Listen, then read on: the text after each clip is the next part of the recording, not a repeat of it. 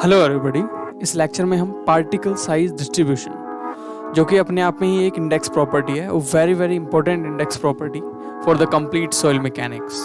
सबसे पहले हम देखेंगे कि पार्टिकल साइज डिस्ट्रीब्यूशन का मतलब क्या होता है। देखो, जो आपकी सॉइल होती है, आपने रैंडमली कोई भी एक सॉइल उठाई। अब जरूरी नहीं है कि उस सॉइल के अंदर एक जैसे ही पार्टिकल्स होंगे। कोई पार्टिकल वाली सॉइल हो सकती है जिसके पार्टिकल मोटे हों, बड़े हों। कई सॉइल ऐसी हो सकती है जिसके पार्टिकल बिल्कुल छोटे हो। तो हम यहाँ पे उसी तरीके से देखेंगे, पुनः एनालाइज करेंगे कि सॉइल के पार्टिकल्स को कितने पार्ट में डिवाइड किया हुआ है। तो अगर मैं मोटा मोटा डिवाइड करूँ, आपने एक सॉइल सैंपल लिया। सॉइल सैंपल के अंदर जो पार्टिकल्स हो सकते हैं वो चार तरीके के हो सकते हैं। कैसे कैसे? देखो, यहाँ पे मैं बहुत इजी लैंग्वेज में समझाऊँ तो जो क्ले आपका होता है ना, सॉइल का टाइप है क्ले, उसके जो पार्टिकल्स होते हैं वो 2 माइक्रोन से छोटे। अगर 2 माइक्रोन से छोटे पार्टिकल हैं किसी सॉइल के तो उसको क्या बोलेंगे? क्ले बोलेंगे। अगर 2 माइक्रोन से लगा के और 75 माइक्रोन के बीच में अगर रेंज है किसी पार्टिकल साइज की तो वैसी सॉइल को हम सिल्ट बोलेंगे। और अगर 75 माइक्रोन से लेके और 4.75 mm तक अगर आपकी पार्टिकल साइज है तो ऐसी सॉइल को हम सैंड बोलेंगे। और 4.75 से लेके 75 mm तक आपकी पार्टिकल की साइज है तो ऐसी सॉइल को हम ग्रेवल बोलेंगे। तो यहाँ पे कितने तरीके की सॉइल आ गई? पहली आ गई आपकी क्ले, दूसरी आ गई सिल्ट, उसके बाद सैंड, उसके बाद ग्रेवल। तो 4 तरीके से आप सॉइल को डिवाइड कर सकते हो। First is clay, second is silt, third is sand और देन ग्रेवल। क्लियर होगी बात? तो इसकी जो पार्टिकल साइज है उसके हिसाब से उनको डिवाइड किया हुआ है। जो क्ले होता है उसका पार्टिकल साइज बिल्कुल कम होता है, तो आप बोल सकते हो कि यहाँ पे आप बोल सकते हो कि लेस देन, अगर लेस देन 2 माइक्रोन की बात की जाए, ठीक है, तो उस ऐसी पार्टिकल साइज वाले सॉइल को हम क्या बोलते हैं? क्ले बोलते हैं। और जो सिल्ट होती है वो क्या होती है? 2 माइक्रोन से लेके और 75 माइक्रोन के बीच में अगर यहाँ पे किसी सॉइल का पार्टिकल साइज है तो ऐसी सॉइल को हम सिल्ट बोलते हैं। और सैंड किसको बोलते हैं? 75 माइक्रोन से लेके और 4.75 mm के बीच में अगर पार्टिकल की साइज है तो उसको हम सैंड बोलते हैं। और अगर 4.75 से और 75 mm तक अगर पार्टिकल का साइज है तो ऐसी सॉइल को हम ग्रेवल बोलते हैं। तो आप बेसिकली जो सॉइल के पार्टिकल्स हैं उनके अकॉर्डिंग आप सॉइल को 4 पार्ट में डिवाइड कर सकते हो। सबसे छोटा पार्टिकल जो कि लेस देन 2 माइक्रोन होगा उसको क्ले बोलते हैं। उससे बड़ा होगा जो कि 75 माइक्रोन तक होगा उसको हम सिल्ट बोलते हैं। फिर सैंड बोलते हैं 75 माइक्रोन से 4.75 mm के बीच में। और 4.75 से बड़ा 80 mm तक हो सकता है, उनको हम ग्रेवल बोलते हैं। तो जो सॉइल होती है वो पार्टिकल साइज के हिसाब से इस तरीके से बांटी जाती है। समझ में आ गई पार्टिकल साइज का नाम और किस तरीके से बांटी जाती है? ओके। अब जो पार्टिकल साइज है, जो पार्टिकल साइज का जो डिस्ट्रीब्यूशन होता है उसका एनालिसिस, उसको एनालाइज कैसे करते हैं? तो यहाँ पे 2 तरीके एनालाइज करने के। कौन कौन सा तरीका है? पहला तरीका होता है सीव से, मतलब छलनी से एनालाइज करते हैं, ठीक है, एक सीव एनालिसिस जिसको बोलते हैं। दूसरा तरीका होता है जिसको बोलते हैं सेडिमेंटेशन एनालिसिस। देखो, सेडिमेंटेशन कब काम आता है और सीव एनालिसिस कब काम आता है। मैंने आपको 4 तरीके की सॉइल बताई है। एक बताया मैंने क्ले, एक बताया मैंने आपको सिल्ट, और एक बताया मैंने आपको सैंड, और एक बताया मैंने आपको ग्रेवल। इनमें से ये जो 2 हैं ये फाइन ग्रेन्ड सॉइल बोली जाती हैं। और सैंड और ग्रेवल आपकी किस नाम से जानी जाती है? सैंड और ग्रेवल आपकी कोर्स ग्रेन सॉइल के नाम से जानी जाती है। क्लियर होती है इतनी बात? यस, क्लियर होती है। अब यहाँ पे एक इम्पोर्टेंट बात आपको याद रखनी है। इतनी बात आपको क्लियर हो गई होगी, आई होप। ओके, अब यहाँ पे आपको जो इम्पोर्टेंट बात याद रखनी है वो है कि जो सीव एनालिसिस किया जाता है वो सिर्फ और सिर्फ किसके लिए किया जाएगा? कोर्स ग्रेन के लिए। और जो सेडिमेंटेशन और वेट मैकेनिकल एनालिसिस जिसको बोलते हैं वो किया जाएगा सिर्फ और सिर्फ किसके लिए? फाइन ग्रेन के लिए। आपकी जो सॉइल है उसकी जो पार्टिकल्स हैं वो अगर फाइन ग्रेन है तो उसके लिए हम सेडिमेंटेशन एनालिसिस करते हैं, जिसको हम वेट मैकेनिकल एनालिसिस भी बोलते हैं। इतनी बात आपको समझ में आ गई होगी। तो हम सबसे पहले सीव एनालिसिस को अच्छे से देखेंगे, फिर सेडिमेंटेशन एनालिसिस को अच्छे से देखेंगे, फिर एक एक करके हम दोनों के बारे में डिटेल में जाने वाले हैं। सबसे पहले बात करेंगे कि सीव एनालिसिस भी 2 तरीके का होता है। देखो, बेसिकली अगर मैं आपको बताऊं तो जो सीव एनालिसिस किया जाता है वो फाइन ग्रेन के लिए किया जाता है। अब फाइन ग्रेन सॉइल आप बोल सकते हो कि लेस देन लेस देन, आप बोल सकते हो लेस देन कितना होता है, 75 माइक्रोन से जो छोटे पार्टिकल्स हैं ना, वो सारे के सारे किस में आते हैं, फाइन ग्रेन में आते हैं। क्यों, देखो एक तो होता था आपका 2 माइक्रोन से छोटे पार्टिकल्स, फिर हमने देखा था कि 2 माइक्रोन से लेके 75 माइक्रोन तक, तो इसको बोलते थे हम क्ले और इसको बोलते थे हम सिल्ट। और उसके बाद में आता था सैंड जो कि होता था 75 माइक्रोन से 4.75 mm, इसको सैंड बोलते थे। और 4.75 mm से और 75 mm तक हम ग्रेवल बोलते थे। तो ये आपके पार्टिकल साइज के हिसाब से सॉइल को डिवाइड किया हुआ है 4 पार्ट में, आपको याद रखना है चारों पार्ट। यहाँ पे जो सीव एनालिसिस करेंगे वो भी 2 तरीके की होगी, एक होगी कोर्स सीविंग, एक होगी fine sewing. What is the meaning of the coarse sewing and what is the meaning of the fine sewing? देखो कोर्स सीविंग का मतलब है कि यहाँ पे जो थोड़े मोटे पार्टिकल्स है जैसे ग्रेवल है, उसकी अगर मैं क्या करता हूँ, सीविंग करता हूँ। अब सीविंग का मतलब क्या है वो भी देखने वाला है। और फाइन पार्टिकल्स होते हैं, बिल्कुल फाइन पार्टिकल्स होते हैं, उनकी अगर सीविंग करते हैं तो उसको बोलते हैं फाइन सीविंग। लेट्स सी किस तरीके से हम करेंगे।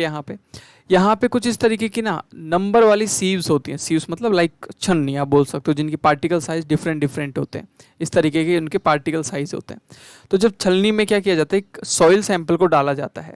अगर कोर्स सीविंग कर रहे हो तो जो पार्टिकल्स होंगे वो कैसे होंगे, क्योंकि आपको पता है कि सीव एनालिसिस ग्रेवल और सैंड के लिए जाता है, और ग्रेवल और सैंड में से कौन सबसे ज़्यादा मोटे पार्टिकल का है, जो 4.75 से बड़ा है।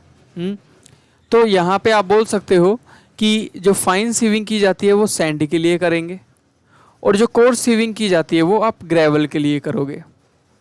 क्लियर? ग्रेवल के लिए कोर्स सीविंग करेंगे, सैंड के लिए फाइन सीविंग करेंगे। तो ये आपको याद रखनी है। तो यहाँ पे इस तरीके के आपके पास में सीव्स होती हैं, उनके अंदर हम सैंपल को रखते हैं और इसको शेक करते हैं, और शेक करने के बाद में हमको यहाँ पे सीव्स के ऊपर रिटेंशन वैल्यूज़ मिलती है। उन रिटेंशन वैल्यूज़ के हिसाब से हम यहाँ पे एक पार्टिकल साइज डिस्ट्रीब्यूशन देखते हैं, मतलब कि हम परसेंटेज फाइनर निकालते हैं। तो देखो पूरा गेम क्या है वो समझते हैं। सबसे पहले सीव एनालिसिस के अंदर यहाँ पे सीव एनालिसिस करने के लिए हम क्या करेंगे, तो सबसे पहले सॉइल को क्या करेंगे, ओवन ड्राई कर लेंगे सॉइल के सैंपल को, मतलब बिल्कुल गर्म कर देंगे, उसमें जो मॉइस्चर है वो सारा उड़ा दिया जाएगा। उसके बाद में क्या किया जाएगा, परसेंटेज फाइनर निकाला जाएगा। अब परसेंटेज फाइनर क्या होता है वो आपको अच्छे से समझाऊंगा, बस इसको याद रखो कि परसेंटेज फाइनर निकालने के लिए हम पूरा का पूरा ये प्रोग्राम तैयार कर रहे हैं। बेसिकली परसेंटेज फाइनर क्या होता है हम देखने वाला है। तो सबसे पहले हम देखेंगे यहाँ पे सीव एनालिसिस में कोर्स सीविंग की। तो मैंने यहाँ पे क्या किया, सीव ली डिफरेंट साइज़ की। कोर्स मतलब ग्रेवल को मैं यहाँ पे एनालाइज कर रहा हूँ, जिसके जो पार्टिकल साइज है वो कितना होना चाहिए, 4.75 से बड़ा होना चाहिए। अगर ग्रेटर देन 4.75 mm से बड़ा अगर मेरा पार्टिकल साइज है तभी मैं यहाँ पे कोर्स सीविंग करूँगा, या फिर बोल दो कि ग्रेवल सीविंग करूँगा। तो ग्रेवल सीविंग जब मैं कर रहा हूँ यहाँ पे, तो जो पार्टिकल साइज होता है, क्योंकि ऊपर वाला जो सीव होता है उसकी पार्टिकल साइज ज़्यादा बड़ी होती है, तो यहाँ पे 80 mm होगी। दूसरे सीव की पार्टिकल साइज यहाँ पे 40 mm होगी।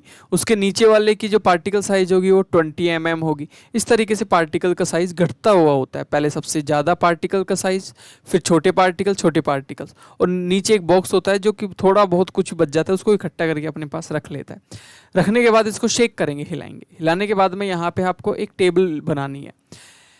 क्या करना है, आपको पता है कि सीव की साइज़ आपको अच्छे से पता है। पहली साइज़ जो है वो है 80 mm की। अब इसका मतलब है कि जो पार्टिकल उसके ऊपर रुके हुए हैं वो 80 mm तक हैं। उससे छोटे जो पार्टिकल है वो निकल गए होंगे। और आप कितना यहाँ पे सॉइल डालते हो, सबसे ऊपर आपने यहाँ पे 100 ग्राम सॉइल डाली है। याद रखना कितनी, 100 ग्राम सॉइल। और ये जो वेट रिटेन हुआ वो कितना हुआ आपका, 10 ग्राम हुआ। दूसरे 40 mm के अंदर कितना वेट रिटेन हुआ, 30 ग्राम हुआ। 20 mm के अंदर कितना वेट रिटेन हुआ, फिर 30 ग्राम हुआ। फिर 10 mm के अंदर फिर 20 ग्राम हुआ। और 4.75 mm जो कि लास्ट में है उसके अंदर सिर्फ 10 ग्राम हुआ। इस तरीके से वेट रिटेन हो गया है आपके सीव के ऊपर, जिनकी साइज़ है 80, 40, 20, 10 और 4.75 mm। ठीक है। अब आपको यहाँ पे अगर मैं पूरा का पूरा परसेंटेज वेट को परसेंटेज में कन्वर्ट करूँ, तो परसेंटेज कुछ नहीं होता, जो ग्राम है पूरे वेट में से अगर जो पार्ट निकला है उसका परसेंटेज कितना होगा, 100 का 10 कितना होगा, 10। तो इसको मैं 10% लिख सकता हूँ, इसको मैं 30% लिख सकता हूँ, इसको भी 30% लिख सकते हैं, इसको 20% लिख सकते हैं, और इसको 10% लिख सकते हैं। क्यों, 100 का 10 ग्राम कितना परसेंट होता है, 10 ग्राम, तो 10% ही होगा। अब यहाँ पे बोला है कि कम्युलेटिव वेट रिटेन बताओ। देखो कम्युलेटिव का मतलब होता है कि टोटल कर दो। सबसे पहले कम्युलेटिव में क्या लिखते हैं, 10% को एज इट इज़ लिख दो। उसके बाद में यहाँ पे लिखने के लिए 10 + 30 कर देते हैं, यहाँ पे 40% लिखते हैं। यहाँ पे 40 + 30 जो कि आता है आपका 70%, और यहाँ पे 70 + 20 जो कि होता है आपका 90%, और यहाँ पे 90 + 10 जो कि होता है 100%। तो कम्युलेटिव का मतलब है ऐड करते हुए, है ना, जैसे हम मोड मीडियन निकालते टाइम पे करते थे। अब हम यहाँ पे देखेंगे percentage फाइनर। What is the meaning of the percentage फाइनर। देखो बेसिकली परसेंटेज फाइनर का मतलब होता है, परसेंटेज फाइनर का अगर मैं बहुत मोटा मोटी मतलब बताऊँ तो परसेंटेज फाइनर का सिर्फ और सिर्फ मतलब होता है कि जो आपका साइज है ना 80 mm, उससे कितने % ज़्यादा पार्टिकल फाइन है। मतलब 80 mm से ज़्यादा कितने % ऐसे पार्टिकल्स जो फाइन है। तो आपको पता है कि 80 mm में कितना रुका है, सिर्फ 10% रुका है। तो कितने ऐसे पार्टिकल्स होंगे जो कि फाइन होंगे, तो हम यहाँ पे लिखेंगे 90% पार्टिकल्स 80 mm से फाइनर होंगे। तो फाइनर देन 80 mm कितने होंगे, 90%। इसको ही बोलते हैं परसेंटेज फाइनर। उसका मैंने स्टार्टिंग में फॉर्मूला भी बताया था, 100 माइनस कम्युलेटिव वेट रिटेन। इसके याद करना छोड़ो, आप इसको देखो। अगर मैं बोलूँ आपसे कि 40 mm के अंदर से कितने % ऐसे होंगे जो कि परसेंटेज में ज़्यादा फाइनर होंगे, ठीक है, तो यहाँ पे आपको मिलेगा, ध्यान से देखने पे आपको मिलेगा कि 100 जो आया था ना, क्योंकि देखो ध्यान से देखो 10% रुक गया आपका 80 mm पे, और 30% रुक गया आपके 40 mm पे। तो बोला है कि 40 mm से छोटे पार्टिकल कितने % होंगे, तो 40 mm से छोटे पार्टिकल, बड़े नहीं छोटे। तो बड़े कौन कौन आ जाते हैं, 80 वाला भी 40 पे रुक जाएगा, 40 वाला भी 80 पे आराम से रुकेगा ही, और 40 वाला 40 पे रुकेगा ही। तो यहाँ पे आ जाता है आपका 60%। क्लियर। नेक्स्ट है 20 mm पार्टिकल साइज से छोटे पार्टिकल कितने % होंगे, तो 30% ऐसे पार्टिकल्स होंगे जो 20 mm से छोटे होंगे, जो कि नीचे चले जाएंगे। आगे बोला है यहाँ पे कि आपका 10 mm से छोटे पार्टिकल्स कितने होंगे, 10 mm से छोटे पार्टिकल्स। देखो 10 mm से छोटे पार्टिकल्स कितने होंगे, दिमाग लगाओ। यहाँ पे आपका कितना आया, 10 ग्राम, 30 ग्राम जो कि हो गया 40 + 30 फिर हो गया आपका 70, ठीक है, 70 प्लस में 20 तो 90। तो आप क्या बोल सकते हो कि 90 मतलब 10% पार्टिकल्स ऐसे होंगे जो पास हो जाएंगे, और कितने % पार्टिकल ऐसे होंगे जो 4.75 से भी पास हो जाएंगे, तो 0%। तो आपको ये याद रखना है कि जो परसेंटेज फाइनर होता है वो कुछ नहीं होता है। परसेंटेज फाइनर किसको शो कर रहा है, देखो बेसिकली परसेंटेज जो फाइनर है वो शो कर रहा है कि आपके जो 80 mm के पार्टिकल की साइज है, जो सीव है 80 mm की, उससे पास होने वाले कितने % आपके पार्टिकल्स होंगे। तो आपको पता है यहाँ पे हमने देखा कि टोटल कितना था, आपने यहाँ पे टोटल लिया था 100 ग्राम। कितना लिया था, 100 ग्राम। इस 100 ग्राम में 10 ग्राम तो क्या हो गया, ऊपर रुक गया, किसके ऊपर, 80 mm की सीव के ऊपर, बाकी सब निकल गए। तो बाकी सब निकलने का मतलब है 100 में से 10 बच गया और बाकी 90 निकल गया। तो 80 mm से फाइनर कितने हैं, 90% जो हैं वो 80 mm से फाइनर देन 80 mm है। बस यही करना है। अगर मैं आपसे पूछूं रैंडमली कि 10 mm से छोटे पार्टिकल कौन होंगे जो 10 mm से निकल जाएंगे, 10 mm से पास हो जाएंगे, उनको ही बोलेंगे कि 10 mm से छोटे हैं। तो 10 mm तक कौन कौन कितने ग्राम 100 ग्राम में से जो कि टोटल मास था, इसमें से कितने पार्टिकल 10 mm के ऊपर रुकेंगे। देखो 20, 30 और 10, मतलब 10, 30 और 30 कितना हो, 60, 70 प्लस में 20, 90, मतलब 90% तो ऊपर रुक जाएंगे। तो कितने % है जो कि फाइनर है, तो पूरे मास का सिर्फ 10% है जो कि 10 mm से पास हो जाएगा। समझ में आ गई होगी बात इतनी। ग्रेवल सीविंग समझ में आ गया होगा, कोर्स क्या होता है समझ में आ गया। तो बेसिकली आपको यहाँ पे पूरा गेम जो है वो इसका है, परसेंटेज फाइनर का। तो परसेंटेज फाइनर समझना जरूरी है, इसको फॉर्मूले से समझाऊंगा, you will get little bit confuse. तो ये समझना है, देखो इसको मैंने इस तरीके से लिख दिया है। तो 90% हो गया, 60% हो गया, लास्ट में 0% हो गया। बात समझनी है कि ये परसेंटेज फाइनर बोलना क्या चाहता है। ये किससे कंपेयर करके बताता है? ये बताता है पार्टिकल की साइज या सीव साइज से, कि 10 mm से फाइनर कितने परसेंट पार्टिकल्स हैं, 80 mm से फाइनर कितने परसेंट है। तो 80 mm पे कितने रुके, 10 ग्राम रुक गए, कितने में से, 100 में से। 100 ग्राम में से अगर मैं बोलूँ 10 ग्राम को रुक गए तो कितने निकल गए, 90 निकल गए। 90 मतलब 90% बाहर निकल गए। That's it, simple. नेक्स्ट हम बात करेंगे यहाँ पे फाइन सीविंग की। सेम एज इट इज करेंगे, बस सीव का साइज चेंज हो जाएगा। वहाँ पे सीव का साइज थोड़ा बड़ा था, 80 mm था। यहाँ पे जो सीव का साइज स्टार्ट होगा वो 2 mm, 1 mm, 600 माइक्रोन, 425 माइक्रोन, इस तरीके से 75 माइक्रोन तक जाएगा नीचे।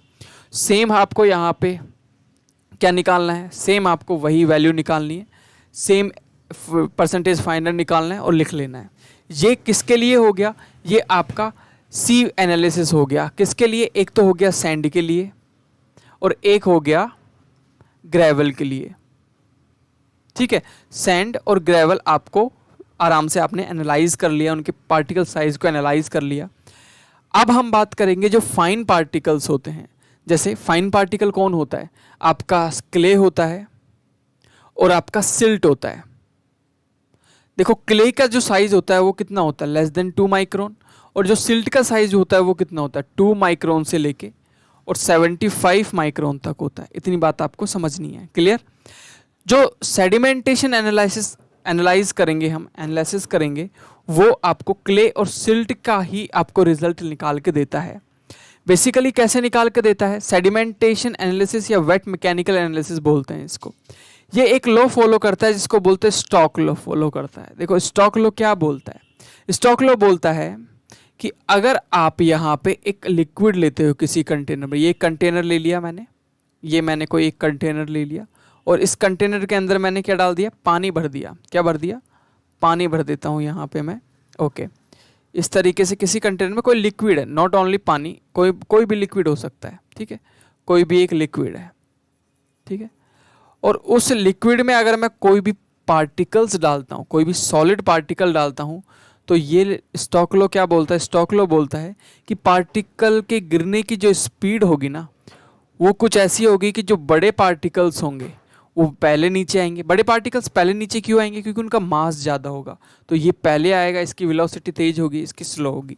तो ये चीज़ स्टॉक लॉ बोलता है। और ये क्या अज्यूम करके चलता है, ये अज्यूम करके चलता है कि जो पार्टिकल्स की साइज है वो कैसी है, स्पेरिकल है। लेकिन एक्चुअल में स्पेरिकल होती नहीं है, फ्लैकी होते हैं पार्टिकल्स। माइक्रो में जाके देखोगे ना, बिल्कुल छोटे पार्टिकल्स भी होंगे, वो भी बिल्कुल जरूरी नहीं है कि स्पेरिकल शेप में ही मिलेंगे आपको, क्लियर। अब यहाँ पे हम यहाँ पे पूरा का पूरा जो सेडिमेंटेशन एनालिसिस करते हैं वो आप किससे करते हो, आपको क्या निकालनी है, पार्टिकल की साइज़ निकालनी है, या कि क्योंकि पार्टिकल की साइज़ यहाँ पे आपके पास में कोई सीव नहीं होती जो कि आपकी पार्टिकल की साइज़ को रिटेन करके बता दे कि इसका पार्टिकल साइज़ इतना है। तो यहाँ पे पार्टिकल साइज़ निकालने के लिए हम क्या करते हैं, उस लिक्विड में जो मैंने अभी बताया था आपको, उस लिक्विड में ये जैसे कि ये आपका वाटर है, दिस इज़ योर वाटर, ये आपका वाटर है, इसके अंदर आपने सॉइल पार्टिकल्स डाले। तो मैंने आपको पहले भी बताया कि जो सॉइल पार्टिकल्स का जिनका साइज़ ज़्यादा बड़ा होगा वो जल्दी सेटल होंगे।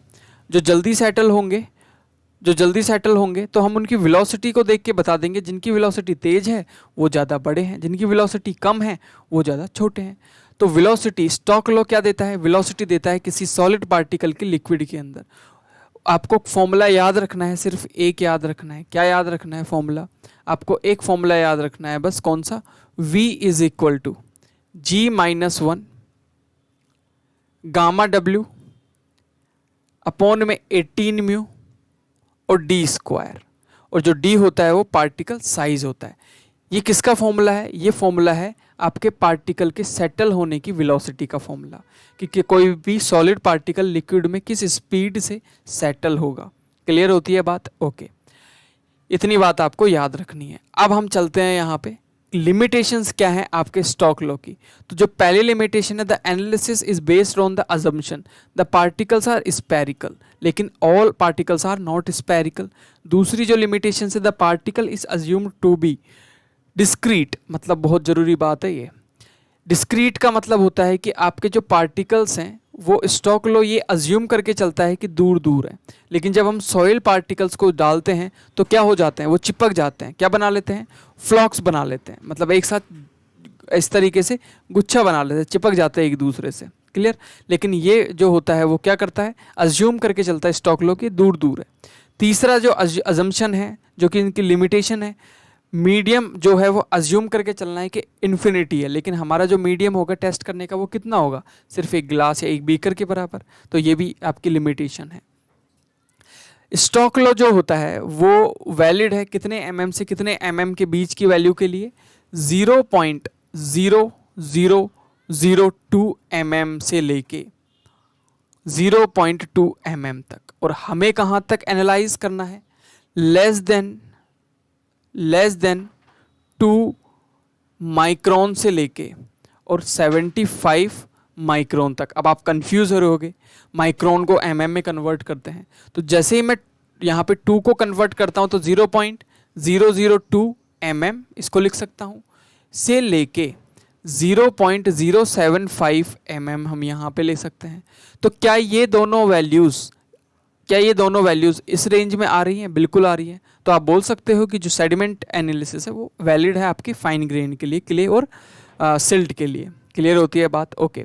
हम 2 मेथड यूज़ करने वाले हैं स्टॉक लॉ को और या फिर बोल दो कि इसकी पार्टिकल साइज या फिर परसेंटेज फाइनर निकालने के लिए।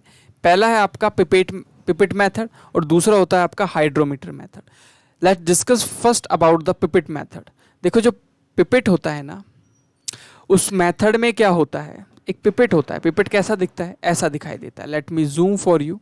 एक ऐसा दिखाई देता है, आपने देखा होगा केमिस्ट्री लैब में ऐसा दिखाई देता है। ये बल्ब होता है जिसकी कैपेसिटी होती है ऑलमोस्ट 1.25 ml, लेकिन हम 10 ml पिपेट सक आउट कर लेते हैं और ये आपका पिपेट होता है। देख लिया पिपेट? अब ध्यान से सुनो।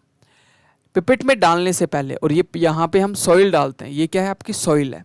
इसमें डालने से पहले कुछ हम प्रिपरेशन करते हैं जिसको प्री ट्रीटमेंट बोलते हैं। इस प्रिपरेशन में क्या किया जाता है, जितना भी ऑर्गेनिक मटेरियल है उसको रिमूव किया जाता है। कैसे? हम ऑक्सीडाइजिंग एजेंट हाइड्रोजन पेरोक्साइड मतलब H2 और O2 ऐड करते हैं। किस चीज़ के लिए? ऑर्गेनिक मैटर को हटाने के लिए। और कैल्शियम कंपाउंड्स को रिमूव करने के लिए हम क्या यूज़ करते हैं, यहाँ पे HCl यूज़ करते हैं। कितना? 0.2 नॉर्मेलिटी वाला HCl। अब आपके दिमाग में आ रहा होगा 0.2 नॉर्मेलिटी क्या होती है। 0.2 नॉर्मेलिटी का मतलब है कि 1 लीटर पानी में हम अगर 20%, 1 लीटर में कितना होता है, 1000 ml होता है। 1000 ml में 200 ml अगर HCl डाल दूँ तो एक सॉल्यूशन बनेगा। उस सॉल्यूशन को थोड़ा सा ऐड कर देते हैं हम। इससे क्या होता है कि जो सॉइल होता है उसके अंदर जो कैल्शियम कंपाउंड्स होते हैं जिनकी वजह से सॉइल चिपकती है वो ख़त्म हो जाता है। क्लियर? उसके बाद हम क्या करते हैं, हम एक इम्पॉर्टेंट चीज़ करते हैं। क्या करते हैं? हम यहाँ पे एक डिस्पर्शन, हमें कैसा चाहिए पार्टिकल, ऐसा चाहिए जो बिखर बिखर जाए, है ना। डिफ्लॉक्सी हमें एजेंट डालना होता है, डिस्क्रीट मिले हमको। ऐसा नहीं चाहिए कि पास चिपक जाए जिससे रिजल्ट ही ना मिल पाए। हमें चाहिए कि डिफ्लॉक्स हो जाए, फैल जाए। उसके लिए हम क्या करते हैं, उसके लिए हम एक डिफ्लॉक्सी एजेंट डालते हैं। और डिफ्लॉक्सी एजेंट का नाम क्या होता है? डिफ्लॉक्सी एजेंट का नाम होता है सोडियम हेक्सा मेटाफॉस्फेट। ठीक है? ये क्या करता है, डिफ्लॉक्स कर देता है। जो इस तरीके से पार्टिकल चिपके हुए थे, जैसे ही आपका सोडियम हेक्सा मेटाफॉस्फेट इनके ऊपर आता है, ये पार्टिकल्स दूर दूर हो जाते हैं। This will happen when you will put the sodium hexametaphosphate, तो ये इस तरीके से डिस्क्रीट हो जाते हैं। Clear? Right now everything is clear. अब हम सॉइल को डाल देते हैं। किसमें? देखो ध्यान से। मैंने क्या किया, एक कंटेनर लिया, इस तरीके के कंटेनर लिया, और इस कंटेनर में कितना पानी डालना है, 500 ml पानी डालना है। और सॉइल कितनी मास के लिए ली है, बहुत इंपॉर्टेंट बात है ये, इसको मिस कर देते हैं। हमें हमेशा सॉइल 12 से 30 ग्राम के बीच में लेनी है और याद रखनी है कितनी ली थी। आप 15 ग्राम मान लो, हम हमेशा 15 ग्राम सॉइल लेंगे। उसके अंदर सॉइल HCl डाल दिया, उसके अंदर आपने H2O2 डाल दिया, उसके अंदर सोडियम हेक्सा मेटाफॉस्फेट डाल दिया। डालने के बाद, मिलाने के बाद उसको ऐसे लाके पानी के ऊपर धीरे धीरे इस तरीके से छोड़ दिया। छोड़ने के बाद में हम पिपेट उठाएंगे और पिपेट को डुबोएंगे इसके अंदर। और कितने डेप्थ में डुबोएंगे, जो ये पिपेट की जो डेप्थ होगी वो हमेशा फिक्स रखेंगे, कितनी, HE कितनी रहेगी, HE हमेशा 10 सेंटीमीटर, हमेशा याद रखना है, this HE will be always 10 centimetre. Clear होती है बात, ओके। इस HE की वैल्यू को याद रखना है, आपको हमेशा 10 सेंटीमीटर ही अंदर डालना है पिपेट के पाइप को। और कितना सक आउट करके निकाल लेंगे हम, 10 ml, कितना सॉल्यूशन निकालेंगे, 10 ml, 10 ml निकाल लिया। 10 ml निकालने के बाद में हम ये सब कर क्यों रहे हैं, हम निकालना चाहते हैं परसेंटेज फाइनर। परसेंटेज फाइनर क्या बोलता है, percentage फाइनर is nothing but particular size of particle पे, पर्टिकुलर साइज ऑफ पार्टिकल आपको पता होता है और उससे कितने परसेंट पार्टिकल्स छोटे हैं पूरे आपने जो सैंपल लिया है सॉइल का उसमें, वही बताता है। तो यहाँ पे सबसे पहले हम निकालेंगे क्या, the size of the particle, D निकालेंगे, सबसे पहले डी निकालेंगे, फिर परसेंटेज ऑफ फाइनर निकालेंगे। तो यहाँ पे हम निकालने वाले हैं डी। देखिए डी निकालने के लिए क्या करना है, आपको डी का फॉर्मूला पहले भी बताया मैंने, क्या था, वेलोसिटी, किस वेलोसिटी से नीचे जा रहा था, किस वेलोसिटी से नीचे जा रहे थे पार्टिकल्स, मैंने आपको पहले भी बताया था, हमने स्टॉक लॉ के अंदर देखा था, G-1 इस वेलोसिटी से जाएंगे, रो W अपॉन में 18 म्यू और डी स्क्वायर, इस वेलोसिटी से आपके पार्टिकल्स नीचे जाते हैं। लेकिन वेलोसिटी का एक और फॉर्मूला होता है, डिस्टेंस, जो कि यहाँ पे HE है, दिस HE अपॉन में टाइम। टाइम क्या है, टाइम वो टाइम है जिस टाइम पे, जैसे आपने सॉइल डाली उसके जस्ट 1 सेकंड के बाद में आपने यहाँ पे रीडिंग ली, उस टाइम को 1 सेकंड टीप की जगह रख देंगे, 2 सेकंड रख देंगे, 3 सेकंड रख देंगे, 4 सेकंड, 5 सेकंड, 6 सेकंड, इस तरीके से यहाँ पे वेलोसिटी आपकी आ जाएगी। तो क्या मैं बोल सकता हूँ कि ये जो वेलोसिटी है, let me change the colour here, क्या मैं बोल सकता हूँ कि ये जो वेलोसिटी है वो इस वेलोसिटी के इक्वल है, बिल्कुल एग्जैक्टली इक्वल है। तो हमें यहाँ पे एक फॉर्मूला मिलता है कि v is equal to v, और पहले वाला v कितना था, G-1 gamma W D square upon में 18 म्यू, जो कि इक्वल है किसके, इक्वल किसके है, वो इक्वल है HE अपॉन में, HE अपॉन टाइमिंग। आपको निकालना क्या है, साइज ऑफ पार्टिकल, तो ये D निकालना है। एक्चुअली आपको क्या निकालना है, आपको यहाँ पे निकालना है ये पार्ट, दिस D आपको निकालना है। क्लियर होगी बात, ओके। तो ये D निकालने के लिए हमें कुछ नहीं करना, just shift all things together, एक साथ D के अलावा सबको शिफ्ट कर दो। तो D square is equal to, यहाँ पे आपके पास में आ जाएगा 18 mu HE, clear, divided by, यहाँ पे HE आ गया और 18 म्यू आ गया, नीचे आ जाएगा आपका G-1 गामा W और आपका T। देखो यहाँ पे ये दो चीज़ें हैं ना, कौन कौन सी चीज़ें, ये जो चीज़ें हैं 18 म्यू डिवाइडेड बाय G-1 और गामा W, ये जो है वो कांस्टेंट है। अगर ये कांस्टेंट है, ठीक है, तो इसको हम K से डिनोट कर देंगे। तो हम यहाँ लिख देंगे D square is equal to K, और यहाँ पे लिख देंगे, एक मिनट, यहाँ पे लिख देंगे आप HE अपॉन में T, ठीक है। अब यहाँ पे जो डी स्क्वायर है उसकी वैल्यू आ गई। अगर स्क्वायर की जगह आप रूट रखना चाहते हो तो साइज ऑफ पार्टिकल को K रूट HE अपॉन में T। अब आप बोलोगे कि K के ऊपर रूट क्यों नहीं आया, K कांस्टेंट है, आप रूट नहीं लगाओगे, ये बाहर है रूट के, ठीक है। तो ये जो, इसको आप पहले ही रूट को शिफ्ट कर लो, देन रूट वाली वैल्यू को ही हम यहाँ पे K लिखते हैं। क्लियर, इतना समझ में आ गया। अब आपके पास में क्या करना है, आपको कुछ नहीं करना, आपको अगर साइज ऑफ पार्टिकल निकालनी है तो जिस सेकंड पे आपने रीडिंग ली है, जैसे सॉइल डालने के 3 सेकंड के बाद में रीडिंग ली है, तो T की जगह 3 रखोगे, आपके पास में साइज ऑफ पार्टिकल आ जाएगा कि किस साइज का पार्टिकल आपके सैंपल में प्रेजेंट है। उस जो आपने 10 ml का जो सैंपल निकाला है उसको कुछ नहीं करना, एक ओवन में रखना है। क्या करना है, ओवन में रखना है, ड्राई करना है, और उससे आपको क्या मिलेगा, एक मास मिलेगा, ड्राई मास, ठीक है। अब आपको, आपके पास साइज ऑफ भी पार्टिकल भी मौजूद है, आपको अब क्या निकालना है, परसेंटेज फाइनर। देखो परसेंटेज फाइनर का बेसिकली मतलब क्या होता है, जिसको हम N से भी डिनोट करते हैं। परसेंटेज फाइनर का मतलब होता है कि आपके पास में D आ गया था या साइज ऑफ पार्टिकल आ गया था, अब जितने साइज ऑफ पार्टिकल में से कितने ऐसे हैं जो कि आपके टोटल वॉल्यूम से, मतलब टोटल सॉल्यूशन से बड़े हैं। तो यहाँ पे total mass per unit volume, और जो मास आपने ड्राई करने के बाद आया वो, और जो आपका वॉल्यूम था, कौन सा वॉल्यूम, जो पिपेट का वॉल्यूम था वो, ये आपको यहाँ पे रखना है, आपके पास आंसर आएगा। अब मैं यहाँ पे जो जो चीज़ें है वैल्यू है, ये एम डी वो है जो ओवन ड्राई करने के बाद में आपके पास वैल्यू आती है, और ये वाला जो वी पता है क्या है, ये वाला वी है आपका 10 ml डिवाइडेड बाय ये वाला मास पता है क्या है, ये वाला मास है टोटल मास मतलब 500, ठीक है, divided sorry this is 15 gram, ठीक है, या 12 से 15 gram divided by total volume is 500।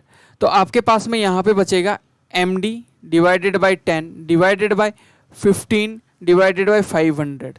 आपको यहाँ पे जो ड्राई करने के बाद आई वो वैल्यू रखनी है। आपके पास में हर एक साइज़ के लिए क्या निकलेगा, एक पर्टिकुलर परसेंटेज फाइनर निकलेगा। जैसे D1 के लिए आपका निकला परसेंटेज फाइनर N1, D2 के लिए निकला N2, जैसे हम पिछले वाले में कर रहे थे, कोर्स वाले में कर रहे थे, ग्रेवल और सैंड में किया था, वैसे सिल्ट और क्ले में पिपेट मेथड इस तरीके से आपको क्या देगा, पर्टिकुलर साइज के लिए पर्टिकुलर परसेंटेज फाइनर देगा। दे दिया, क्या काम आएगा वो अभी हम देखेंगे। उसके बाद में दूसरे मेथड की तरफ चलते हैं जिसका नाम है हाइड्रोमीटर मेथड। क्या काम आता है हाइड्रोमीटर, कुछ ऐसा दिखता है। बेसिकली हाइड्रोमीटर आपका डेंसिटी निकालने के काम आता है, या बोल दो स्पेसिफिक ग्रेविटी के काम आता है। लैब में अगर आप किसी से डायरेक्ट पूछोगे कि क्या काम आता है तो स्पेसिफिक ग्रेविटी निकालने के काम आता है, ऐसा दिखाई देता है आपका हाइड्रोमीटर मेथड। इस डायग्राम को भूल जाओ, बस इजी से इजी डायग्राम से हमें चीज़ों को सीखना है। हाइड्रोमीटर मेथड में क्या होता है, जो आपके हाइड्रोमीटर की जो रीडिंग्स होती हैं वो नीचे जाने पे, डाउनवर्ड जाने पे बढ़ती हैं। जैसे नीचे जाएंगे तो वैल्यू बढ़ेगी, जैसे यहाँ पे होगा 0, यहाँ होगा 1, 2, 3, 4, 5, इस तरीके से, ठीक है। तो यहाँ पे कुछ नहीं करना आपको, जो आपने सॉइल डाली हुई है आपने पानी के अंदर, वो बस उसके अंदर हाइड्रोमीटर डालना है और आपको एक वैल्यू मिलेगी जो कि होगी RH की वैल्यू। उस RH की वैल्यू को क्या बोलते हैं, हाइड्रोमीटर रीडिंग बोलते हैं। और उस हाइड्रोमीटर रीडिंग के अकॉर्डिंग आपको क्या मिल जाएगा, परसेंटेज फाइनर मिल जाएगा। और साइज ऑफ द पार्टिकल कहाँ से निकालेंगे, देखो साइज ऑफ द पार्टिकल तो आपको पता है कहाँ से निकालेंगे, K√HE अपॉन में T। HE क्या है, जिस डेप्थ में आप हाइड्रोमीटर को डालोगे वो डेप्थ, क्लियर।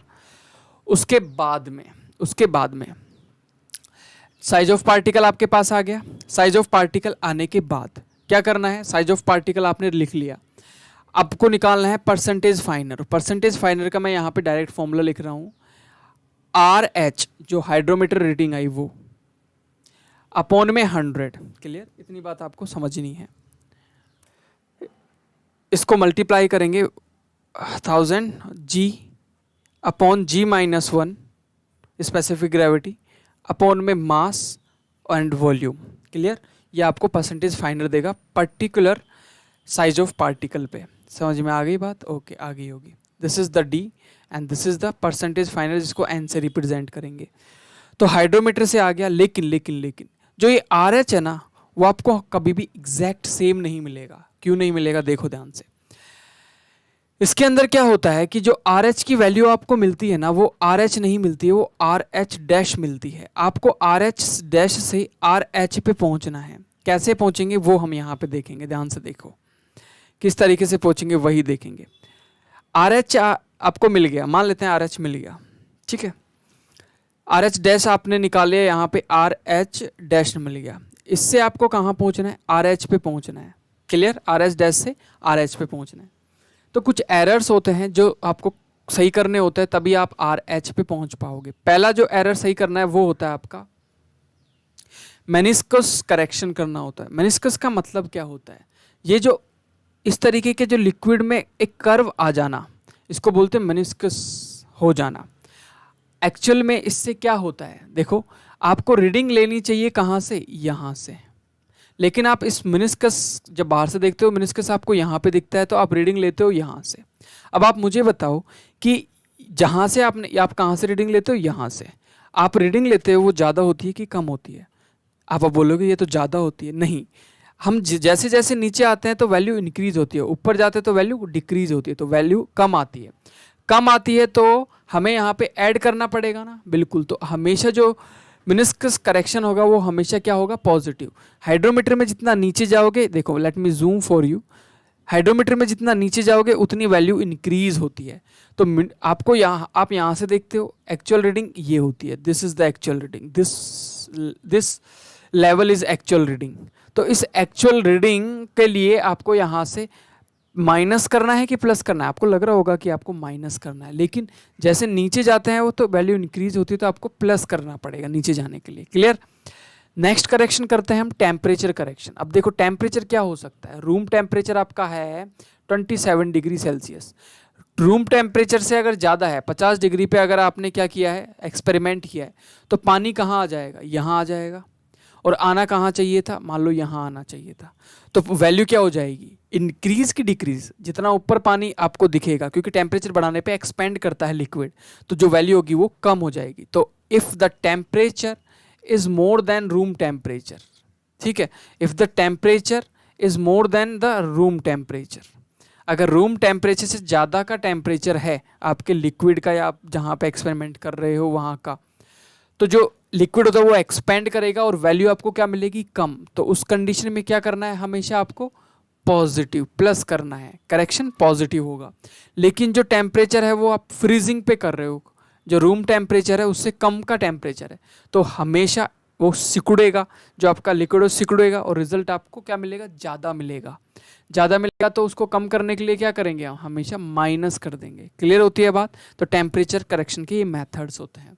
नेक्स्ट करेक्शन होता है जिसको बोलते हैं डिस्पर्सिंग एजेंट। देखो डिस्पर्सिंग एजेंट के अंदर क्या होता है, जैसे ही हम डिस्पर्सिंग एजेंट डालते हैं तो डेंसिटी बढ़ जाती है। डेंसिटी बढ़ने से लिक्विड सिकुड़ता है, लिक्विड सिकुड़ने से वैल्यू बढ़ती है, वैल्यू बढ़ने से हमें वैल्यू को कम करने के लिए नेगेटिव माइनस करना पड़ेगा, दैट्स इट। तो इस तरीके के अगर हमें आपको यहाँ से रीडिंग लेनी है, रीडिंग लेने पे आपको क्या मिलेगी, आर एच डैश की वैल्यू मिलेगी। आर एच डैश से आर एच पे पहुँचने के लिए आपको करेक्शंस करने होते हैं। कौन कौन से, एक मेनिस्कस, एक आपको रूम टेम्परेचर वाला, टेम्परेचर वाला। तो जो करेक्शन आपने किया है वो करेक्शन करने के बाद आर एच की वैल्यू मिलेगी, और आर एच की वैल्यू मिलने के बाद आपको पता है कि परसेंटेज फाइनर का formula R H divided by 100,000 G upon में G minus one divided by mass per unit volume. This is the formula of percentage finer. इसको लगाएंगे और आपके पास परसेंटेज फाइनर आ चुका होगा। साइज ऑफ पार्टिकल कैसे निकाला था, साइज ऑफ पार्टिकल हमने बहुत इजीली निकाल लिया था। किस तरीके से निकाला था, साइज ऑफ पार्टिकल का फॉर्मूला होता है के रूट एच ई डेप्थ और टी टाइम पे। This is the formula. अब ये काम क्या आने वाला है, काम आप यहाँ से अब एक कर्व बनाओगे, और कर्व से हमें पता चलेगा कि आपकी जो सॉइल पार्टिकल है वो वेल ग्रेडेड है, यूनिफॉर्मली ग्रेडेड है, गैप ग्रेडेड है। किस तरीके से, देखो इस तरीके का पार्टिकल साइज डिस्ट्रीब्यूशन करो, इसको बिल्कुल याद नहीं रखना। देखो क्या होता है, मैं यहाँ पे बना के बताता हूँ। ये जो होता है ये होता है आपका वाई एक्सिस, और ये होता है आपका एक्स एक्सिस। ध्यान से देखने पे आपको पता चलेगा कि वाई एक्सिस किसको शो कर रहा है, आपके पार्टिकल्स के साइज को, और एक्स एक्सिस आपके किसको शो कर रहा है, परसेंटेज फाइनर को। देखो अगर मैं यहाँ पे एक तरफ, अगर यहाँ पे दो पार्ट में डिवाइड कर दूँ, जहाँ पे आपका कोर्स ग्रेन शो होगा, यहाँ पे आपका फाइन ग्रेन होगा। तो यहाँ पे अगर दो कर्व हैं, एक है ऐसा कर्व और एक है ऐसा कर्व, और एक है आपका इस तरीके का कर्व, ये आपका क्या है, आपका size of particle. Size of particle किसमें है, एमएम में। क्लियर। तो यहाँ पे अगर मैं इसकी शेडो डालता हूँ, इसकी अगर मैं शेडो डालता हूँ, इसकी अगर मैं शेडो डालूँ यहाँ पे, तो कौन सा कर्व ज़्यादा जगह को घेर रहा है, कौन सा कर्व ज़्यादा एरिया को घेर रहा है, ये वाला या फिर ये वाला, या फिर ये जो फ्लैटेड है वो वाला। तो ऑफ कोर्स जो जितने ज़्यादा एरिया को कवर कर रहा होगा साइज में, उसका मतलब है कि वो वाला जो सैंपल है वो वेल ग्रेडेड है, उसके अंदर type of size of particle ज़्यादा है। और जो फ्लैट होता है ना, फ्लैट कर्व, उसका मतलब होता है कि उसके अंदर पर्टिकुलर कोई ना कोई साइज का पार्टिकल गायब है, जिसको हम गैप ग्रेडेड बोलते हैं, बिल्कुल भी यूज़ नहीं करते हैं। तो इस तरीके से हम कर्व को देख के बता सकते हैं कि कौन सा अच्छा है। जो जितना ज़्यादा जगह को फिल करे आपके एक्स एक्सिस पे, वो होता है आपका वेल ग्रेडेड। जिसके बीच में क्या हो, एक इस तरीके की फ्लैटन शेप हो, वो गैप ग्रेडेड होता है। और जो छोटा सा हो उसके अंदर तो टाइप ऑफ ग्रेड ही कम है। क्लियर, ये आपको बात ध्यान रखनी है। उसके बाद में नेक्स्ट हम बात करते हैं यहाँ पे कि ज़रूरी नहीं कि हम हमेशा कर्व को देख के ही डिसाइड करें कि दिस इज़ वेल ग्रेडेड और नॉट वेल ग्रेडेड। हमें एक चीज और देखनी होती है, दो चीजें बेसिकली, CU एंड CC। सुना होगा कभी ना कभी, नहीं सुना कोई बात नहीं। देखो, coefficient of यूनिफॉर्मिलिटी, what is the meaning of the coefficient of the यूनिफॉर्मिलिटी? इसको CU से रिप्रेजेंट करते हैं। बेसिकली कोफिशिएंट ऑफ यूनिफॉर्मिलिटी जो होता है वो D60 डिवाइडेड बाय D10 का रेशियो होता है। D60 डिवाइडेड बाय D10 का मतलब क्या है? D60 मतलब होता है कि परसेंटेज फाइनल, मतलब the mass of the particles जो कि 60% परसेंटेज ऑफ फाइनल से ज़्यादा हो। 10 का मतलब होता है 10% से ज़्यादा हो जिनका परसेंटेज फाइनल, उनका मास। अगर CU की वैल्यू 4 से बड़ी होती है और CU की वैल्यू अगर 6 से बड़ी होती है, 4 से बड़ी होती है, तो आपका वेल ग्रेडेड ग्रेवल है, वेल ग्रेडेड ग्रेवल है। सॉइल कैसी है? Well graded gravel. और 6 से बड़ी होती है तो आपका है वेल ग्रेडेड सैंड। क्लियर होगी बात? ये आपको याद रखना है कोफिशिएंट ऑफ यूनिफॉर्मिलिटी से। नेक्स्ट होता है कोफिशिएंट ऑफ कर्वेचर, मैंने बता ही दिया आपको, CC। CC का फॉर्मूला बेसिकली होता है D30 square divided by D60 into D10, ठीक है, ये होता है CC का। अब CC क्या, CC की जो वैल्यू होती है वो 1 से लेके 3 तक होती है। अगर किसी भी सैंपल की वैल्यू 1 से 3 के बीच में ना हो तो वेल ग्रेडेड नहीं है। तो आपकी जो CU की वैल्यू कितनी होनी चाहिए? CU की वैल्यू होनी चाहिए मोर देन 4, किसके लिए? वेल ग्रेडेड ग्रेवल के लिए। और मोर देन 6 किसके लिए? सैंड के लिए। और 1 से 3 के बीच में हर सैंपल की वैल्यू होनी चाहिए CC की। और CC का फॉर्मूला होता है कितना? D30 square divided by D60 into D10। ये आपका पार्टिकल साइज डिस्ट्रीब्यूशन होता है, खत्म। इसको देख के हम बताते हैं कि कौन सी चीज़ वेल ग्रेडेड है, कौन सी चीज़ वेल ग्रेडेड नहीं है। I hope everything is clear. If you have any doubt please let me know the comment section. Thank you everybody.